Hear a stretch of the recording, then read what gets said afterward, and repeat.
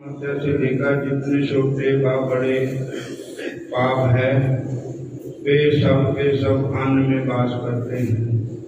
अतः एकादशी के दिन अन्न भोजन करने पर समस्त प्रकार के पाप भोगने पड़ते हैं।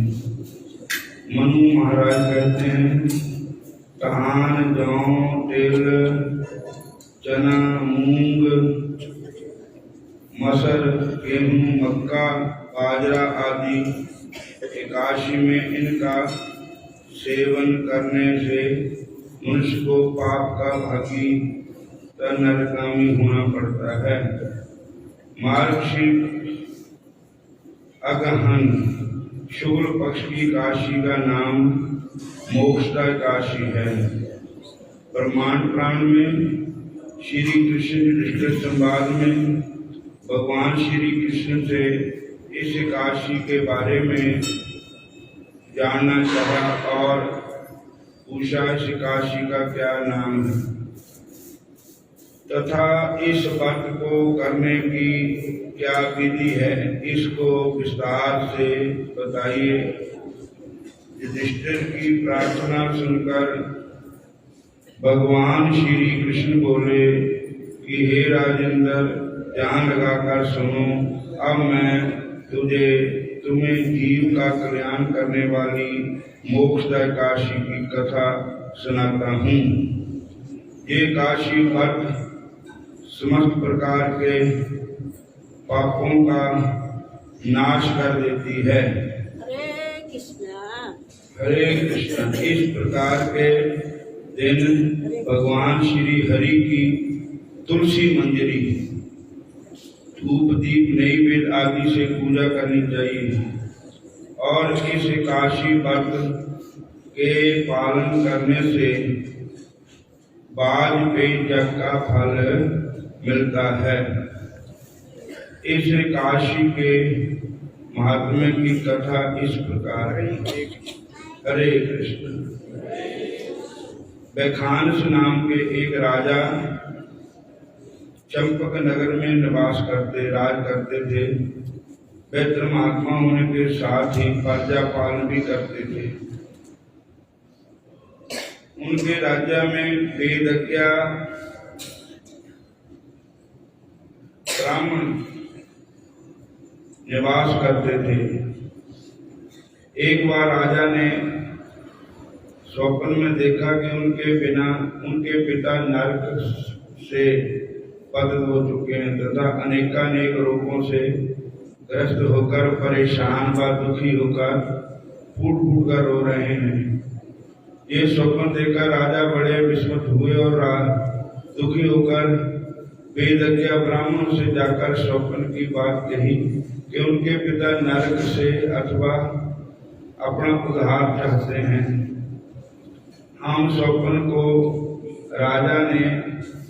इस स्वप्न को राजा ने जब से देखा तब से राजा को बिल्कुल भी शांति नहीं मिली तथा जहाँ तक स्वप्न और परिवार भी अच्छे नहीं लग रहे थे, स्वयं और परिवार भी अच्छे नहीं लग रहे थे। उनके पिता नरक में ही ऐसे पुत्र का यौवन, राज्य, धन, संपत्ति, मान, सम्मान, सर्वदा, मर्यादा सब निरर्थक है। इस प्रकार से मन ही मन सोचता हुआ तथा दुखी होकर अपनी सभा के विद्वान ब्राह्मणों से प्रार्थना की कि आप सभी विद्वान मिलकर मुझे कोई ऐसी युक्ति बतलाइए कि जिससे कि मैं अपने पिता का नरक से उद्धार कर सकूं।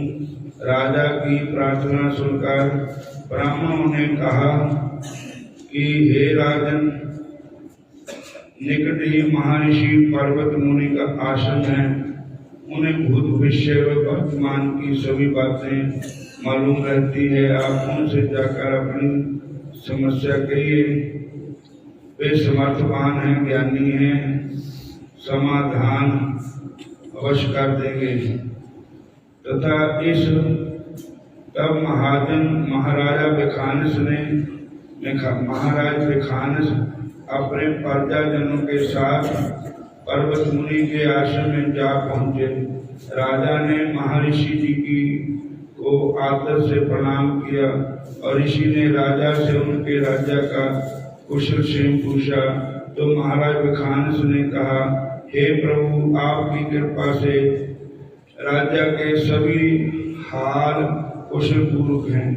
भगवान, मेरे पास राज्य, ऐश्वर्य, धन, कोष, विश्वास पात्र, सेवक आदि सभी कुछ होते हुए भी एक भयंकर विपत्ति ने मेरी सुख शांति को छीन कर मेरा चैन हराम कर दिया है, नष्ट कर दिया है। हे प्रभु, मुझे स्वप्न हुआ है जिसमें मैंने देखा है कि मेरे पिताजी नरक में पतित होकर नरक यंत्रणाओं एवं विभिन्न रोगों से ग्रस्त होकर तथा दुखी होकर के फूट फूट करके रो रहे हैं। अतः इस घनघोर विपत्ति से केवल आप ही मुझे उबार सकते हैं। पर्वत ऋषि ने क्षण भर के लिए ध्यान लगाया, फिर राजा से बोले कि हे राजन, तुम्हारे पिता पूर्व जन्म में अत्यंत कामाचारी व्यक्ति थे।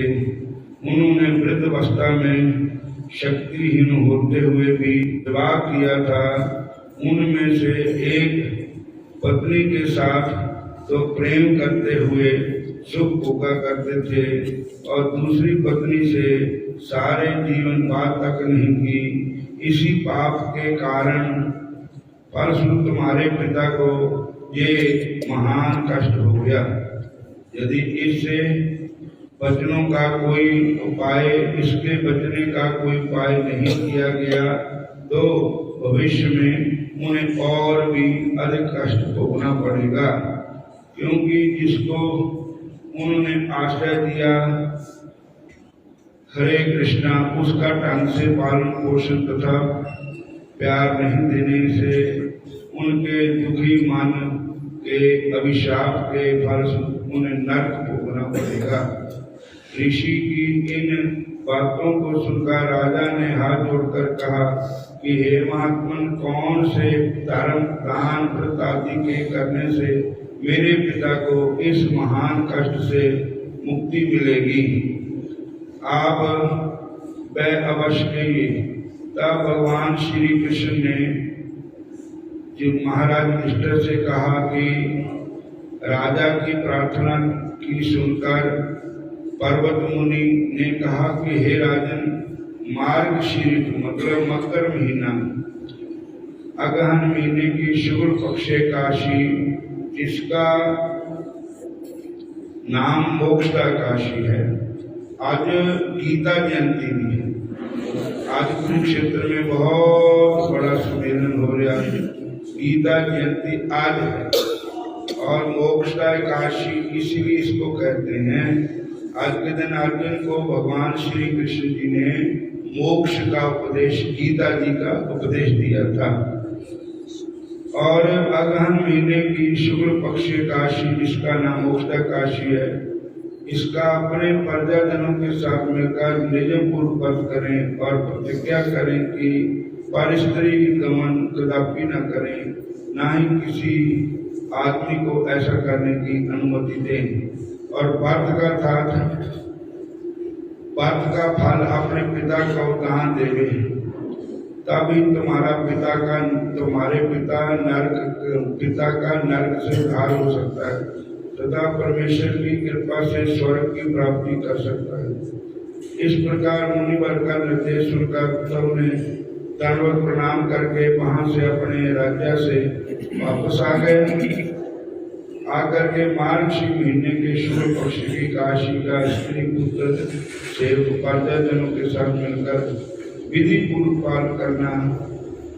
पालन किया तथा इस व्रत के फल को अपने पिता के समर्पित किया।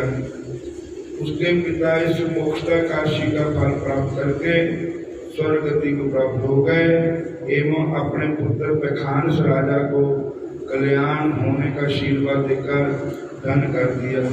भगवान श्री कृष्ण ने कहा, राजन, इस प्रकार मोक्ष काशी का व्रत पालन से जो विधि विधान से करता है उसके सारे पाप नष्ट हो जाते हैं। उन्नत पापों बोलो राधा कृष्ण भगवान। आज सारा दिन ही कीर्तन होएगा, कथा होएगी, रात में भी होएगी। अगली काशी 3 तरीक नू। हरे कृष्ण। कारणों संक्रांत है। श्री गुरु चरण सरोज रज निज मन मुकुर सुधार।